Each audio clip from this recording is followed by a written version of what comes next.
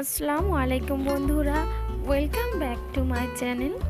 আমি রাবিয়া, তোমরা দেখছো রাবিয়ার রান্নাঘর। আজ আমি তোমাদেরকে কিভাবে দুধের সর থেকে ঘি বের করা যায় সেই রেসিপিটাই শেয়ার করব।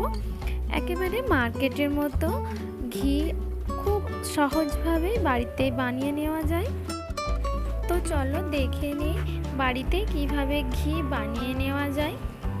তার জন্য লাগবে আমাদের দুধের সর। আমি এটা এক সপ্তাহ দুধের সর জমিয়ে রেখেছিলাম। 1 চামচ আমি দই দিয়ে এটাকে দই ফর্মে নিয়ে চলে এসেছি। এবারে এটাকে ব্লেন্ড করে নেব।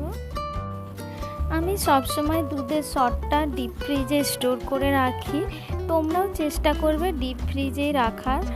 যদি নর্মাল ফ্রিজে দুধের সর স্টোর করে রাখা হয় তাহলে খুব তাড়াতাড়ি সরটা গন্ধ হয়ে যায় আর ঘিটা একেবারেই খেতে ভালো হয় না। এইভাবে একটু একটু সর দিয়ে 2-3 মিনিট ব্লেন্ড করে নেব।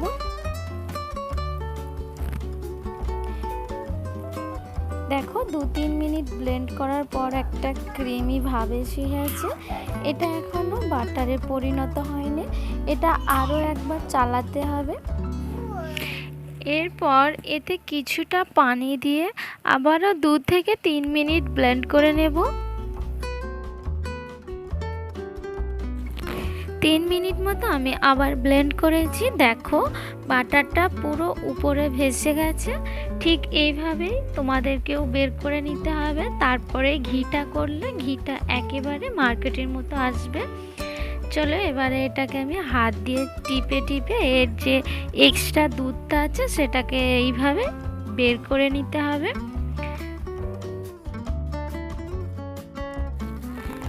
বাটারটা আমার পুরোপুরি রেডি হয়ে গেছে। এরপর কিছুটা ঠান্ডা পানির মধ্যে এটাকে ডুবিয়ে রাখতে হবে, নয়তো বাটারগুলো গলে যাবে। দেখো আমার 1 সপ্তাহ দুধের সর থেকে এতটা বাটার বেরিয়েছে। তোমরা চাইলে এটাকে ডিপ ফ্রিজে রেখেও বাটার হিসেবে ব্যবহার করতে পারো।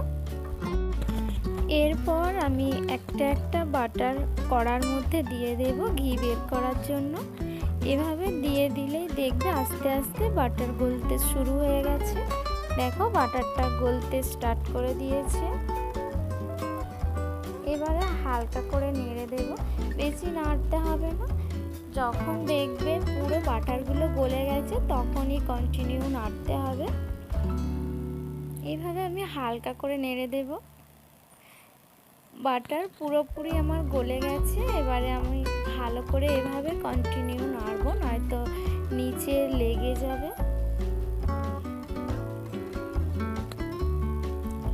এই যে সাদা সাদাগুলো উপরে ভাসছে এগুলো পুরো গোল্ডেন ব্রাউন হয়ে যাবে, তখন বুঝতে হবে ঘিটা হয়ে গেছে।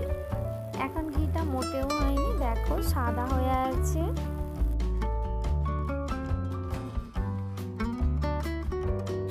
পাঁচ মিনিট পরে আবার আমি দেখাচ্ছি। দেখো সাদাগুলো আর উপরে ভেসে নেই, সেগুলো নিচেই চলে গেছে।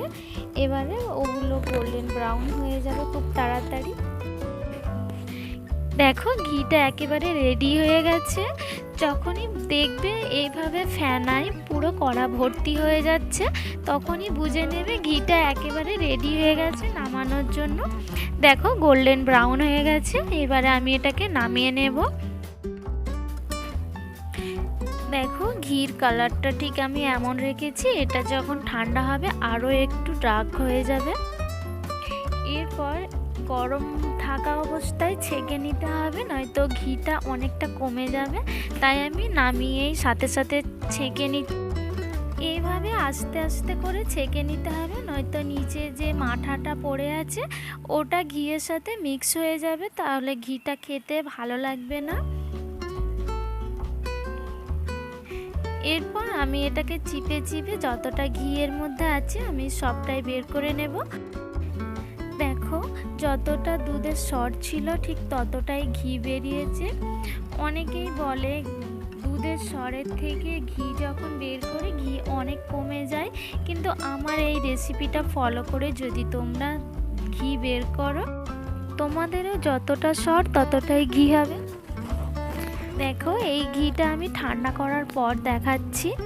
একেবারে মার্কেটের মতন কালার আর ঘি দুটোই একই এসেছে। তোমরাও খুব সহজে বাড়িতেই মার্কেটের মতোই ঘি বানিয়ে নিতে পারবে। তো চলো বন্ধুরা, আজকের রেসিপিটা যদি তোমাদের ভালো লেগে থাকে তাহলে প্লিজ একটা লাইক করে দেবে।